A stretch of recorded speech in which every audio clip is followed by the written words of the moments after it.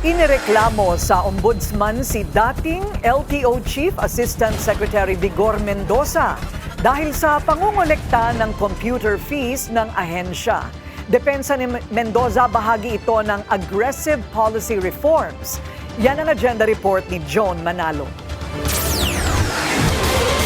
Sinampahan ng reklamo sa Office of the Ombudsman si dating Land Transportation Office o LTO Chief Assistant Secretary Vigor Mendoza dahil sa umano'y paglabag nito sa Section 3E ng Republic Act 3019 o ang Anti-Graft and Corrupt Practices Act.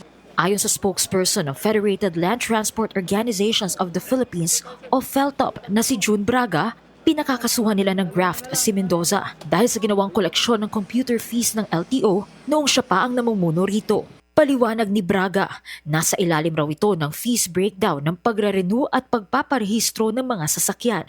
In behalf of the PhilTAP, represented po ng chairman namin si Dorito Inosanto, ang pagkakaalam ko po, graft practices, ano? Graft, pagpapaya siguro, negligence on the part, manifest impartiality.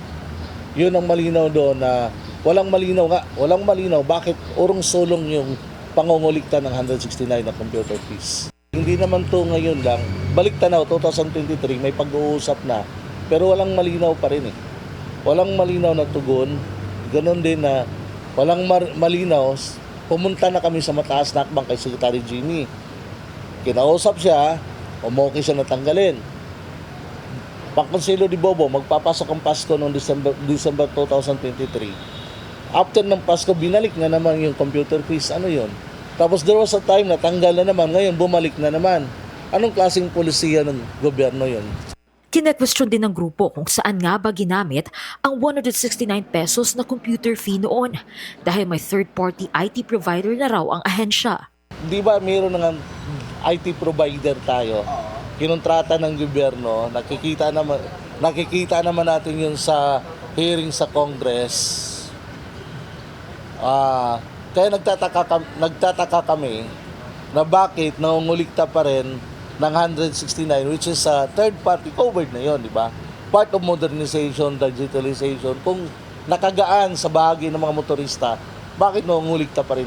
Paliwanag ni Mendoza, maaaring tumama sa interes ng iilang individual at grupo ang mga naging agresibong reforma ng LTO noong siya pa ang namumuno nito. Kaya maaari raw naramdam pa rin nila ang epekto ng mga polisiya at hindi pa rin sila makausad. Gayunpaman, nirerespeto niya raw ang desisyon ng FELTOP na idulog sa Office of the Ombudsman ang kanilang issue dahil ito raw ang tamang lugar para rito. Kahit patingin niyang plain and simple desperation lang daw ng grupo ang pagsasampa ng reklamo laban sa kanya para makabawi.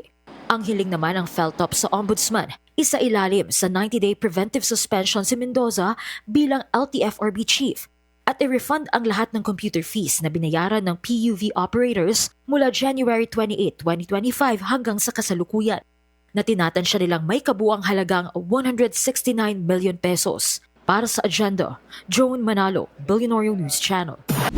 Manatiling nakatutok sa Billionario News Channel. Sumubaybay sa aming social media accounts at mag-subscribe sa aming YouTube channel para sa mga bago at eksklusibong balita.